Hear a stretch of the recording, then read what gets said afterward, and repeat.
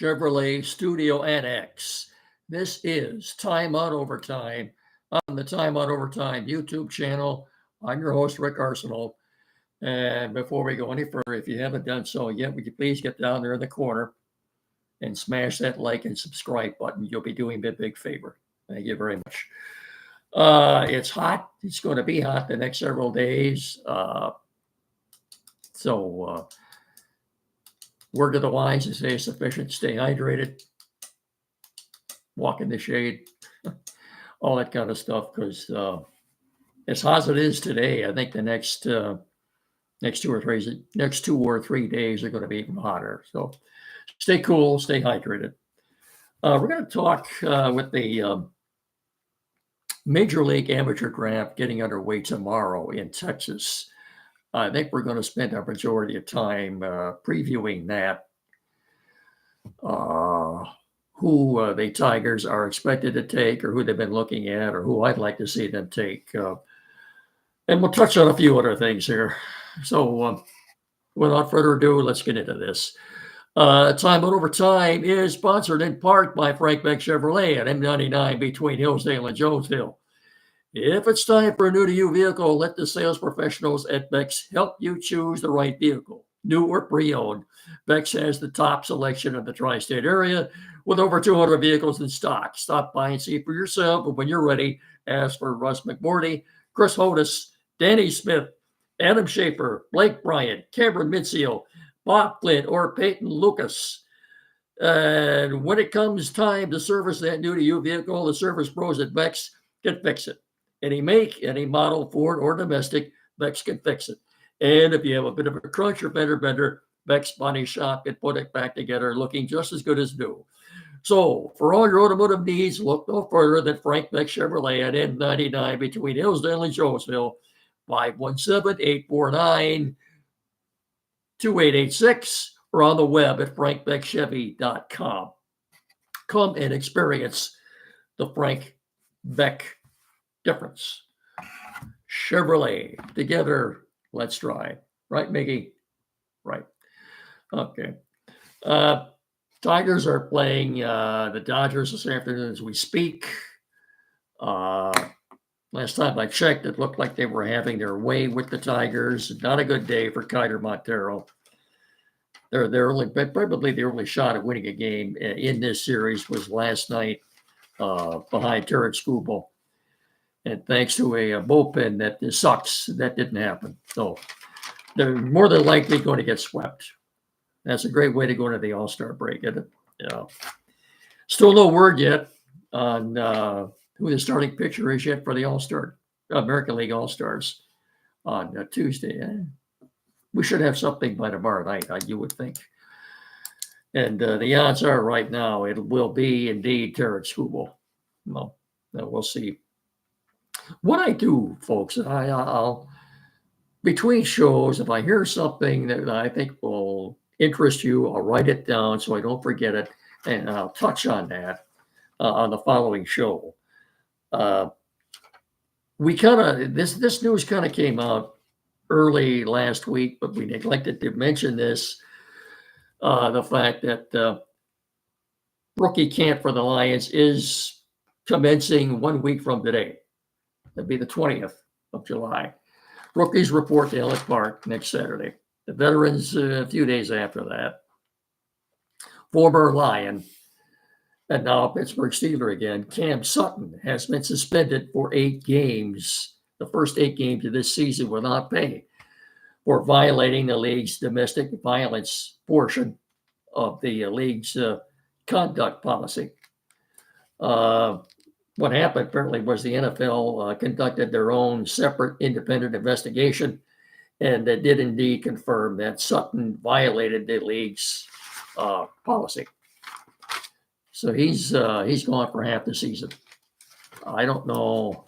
He did file a grievance too against the Lions to try to get some money back. I don't know where that stands right now, but I'm a little bit surprised Pittsburgh took him back after everything had happened. A little bit surprised Mike Tomlin still took him back, but Steeler fans, you won't see him until after the first half of the season.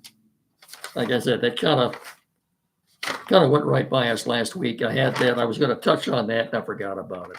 You also talking about this morning with Jeff McNair. So right now, if you look at the Lion quarterback depth chart, uh, the backup quarterback right now is Hendon Hooker, and Nate Sudfeld is also on there. For right now, and you'll see a lot of the Hendon Hooker. Obviously, the first stringers aren't going to be playing in preseason. You'll see a lot of Hendon Hooker and Nate Sudfeld. Let me adjust the camera there a second. There we go. In the preseason, Hooker, God forbid, if anything would happen to Jared Goff, Hooker hasn't taken one snap in the NFL yet. And as I was telling Jed this morning, former Titan quarterback Ryan Tannehill, last time I looked, was still out there yet. I'm a little bit surprised about that. Would you rather have Ryan Tannehill or Hendon Hooker as your backup right now? That's a no-brainer. And that, I don't. That's probably not going to happen. But let's hope. Keep your fingers crossed. Say a prayer every night before you go to bed that nothing happens to Jared Goff. Boy, because if it did, boy, there goes your season more or less. I don't. We'll see. It'd be interesting to see what Hooker looks like in the preseason. But I was going to too. The next time we get together on Tuesday, Pro Football Focus has come out with its list, its rankings of the top 10 coaches in the National Football League. I was going to do something on that today, and then I decided, well, with the draft starting tomorrow, I'll focus mainly on that. So yeah, the next time we get together on Tuesday, I'll get into that list of the PFF's top 10 coaches. And the PFF isn't the only one to come out with these coaches rankings. I saw several last week, and they were all different. As you know, I have a lot of respect for the writers at Pro Football Focus, more than I do CBS Sports or some other sites. So most of the material I use is from Pro Football Focus because I think I'm giving you the most accurate consensus, pardon me, and information. Got to wet the whistle here. Hang on just a second.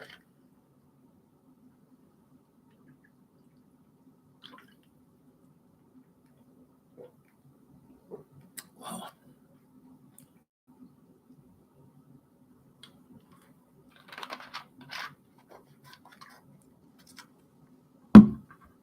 You okay, Miggy?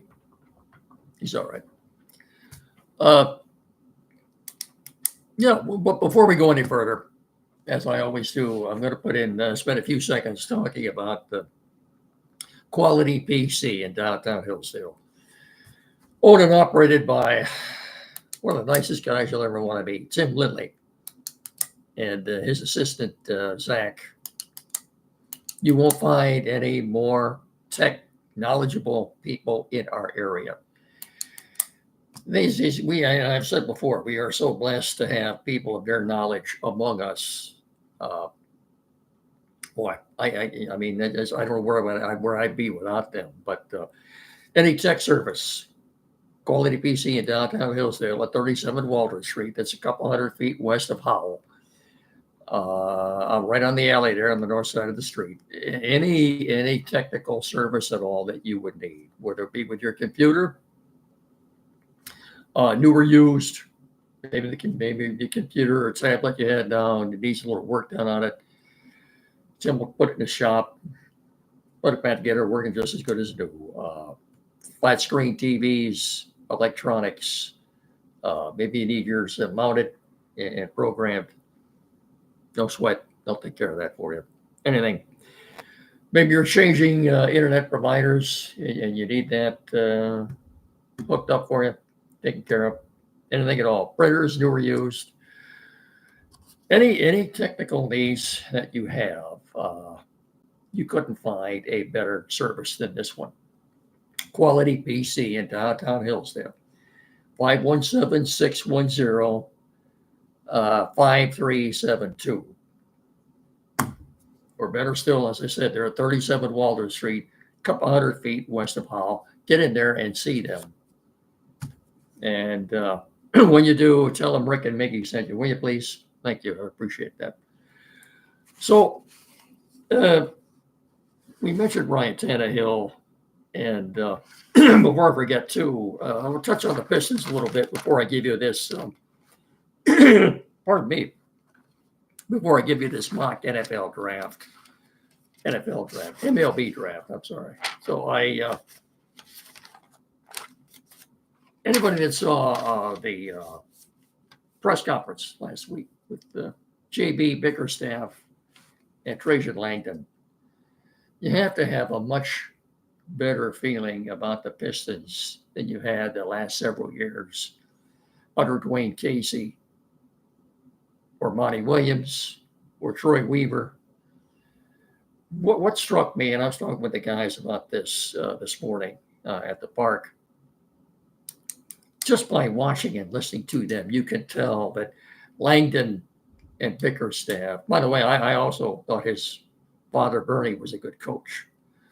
In fact, JB mentioned at the presser the other day, he learned a lot just sitting on the bench with his dad and watching how he operated, how he navigated through an NBA game.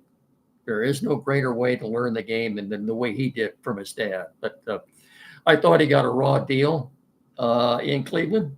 Anybody that saw that press conference that the Cavaliers had to make the announcement that they were saying goodbye to Bickerstaff, they seemed a little hard pressed coming up for a specific reason as to why they were letting him go. Like, let him go because he lost to the Celtics, who went on to win the championship rather easily.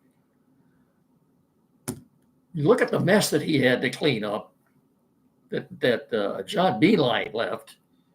It's almost as bad as what he's getting into now.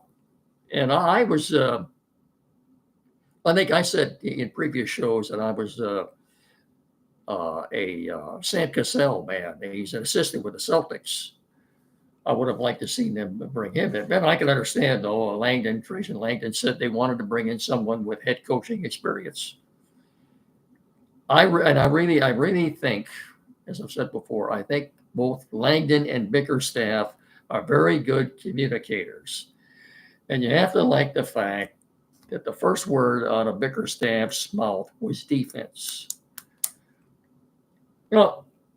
There's hard work involved in playing defense. You got to move your feet.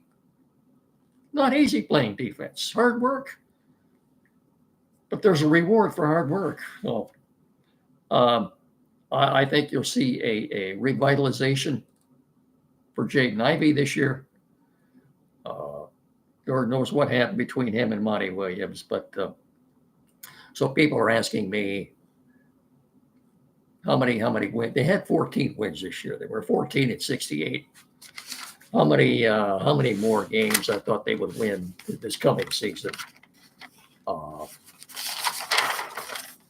Even if you win 12, 13, 14 more games, to me, that's a big improvement.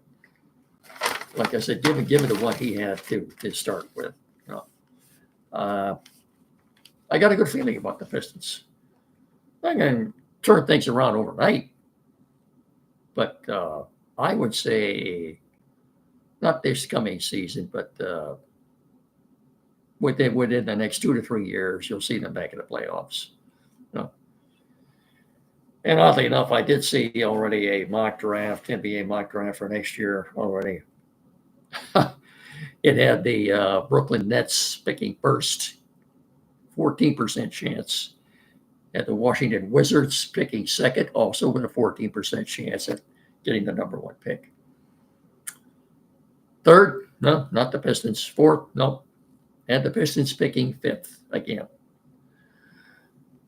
The writer of the article, rather humorous, I suppose, he said the the Nets had a 14% chance.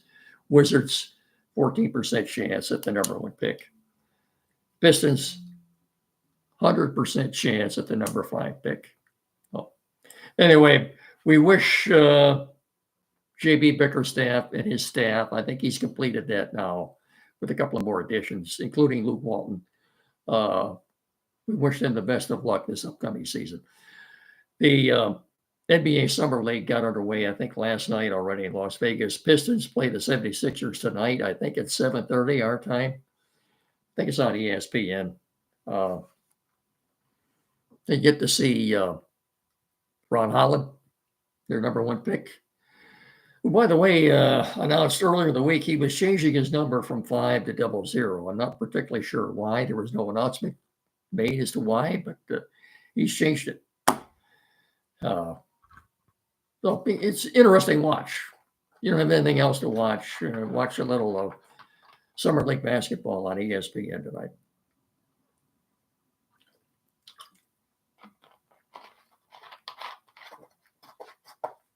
Now to get to this MLB draft, which gets underway with the first round tomorrow night, I think starting at 5 or 6 in Fort Worth, Texas, which is where they're playing the All-Star game.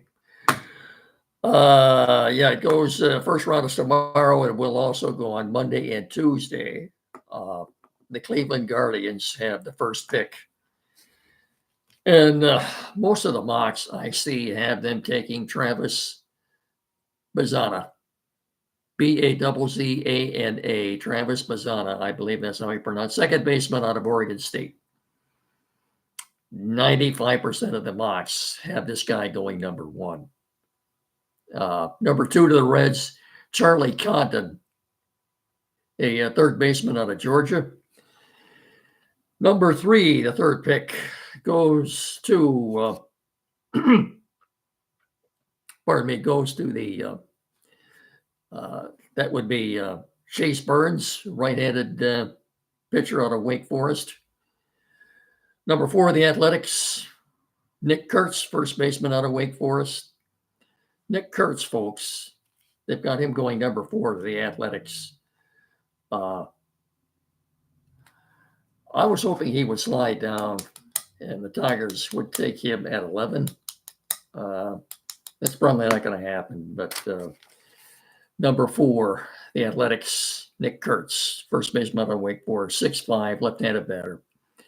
Number 5, the White Sox, Jack Caglione, a first baseman / left-handed pitcher out of Florida.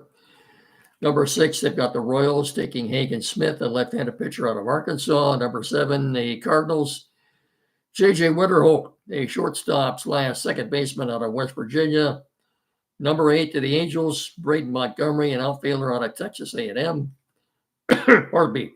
Number 9, they've got the Pirates taking James Tibbs, an outfielder out of Florida State. Number 10, they've got the Nationals taking Bryce Rayner, shortstop out of Harvard Westlake High School in Studio City, California.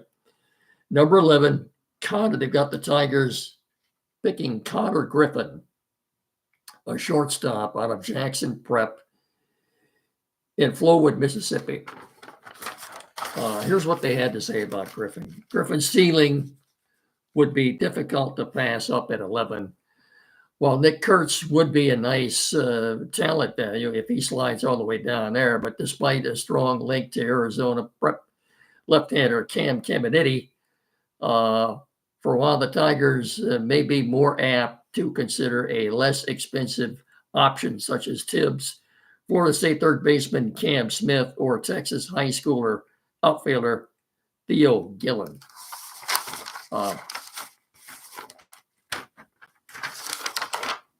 Max Clark, of course, was the Tigers' pick last year, another high school player. Chances are, if Kurtz isn't there at 11, they'll probably end up taking another high school player again. When you're rebuilding, you don't want to hear that because, it's going to be several years if the kid's only 17 or 18 years old before he gets to the major leagues. But that is a brief look at the Major League amateur draft that gets underway tomorrow in Fort Worth, Texas. And Tuesday, we'll talk a little bit about who the Tigers' number one pick was and have a little more to say about that. That's going to be about it for today. Uh, like I said, stay cool, stay hydrated, uh, pace yourself. So until we meet again on Tuesday, don't forget the Time Out show every Saturday morning here locally with Andy Brown from 9 to 10, WCSR 92.1 FM, and I'll be with you again on Tuesday. Until then, treat each other with respect and have a good evening.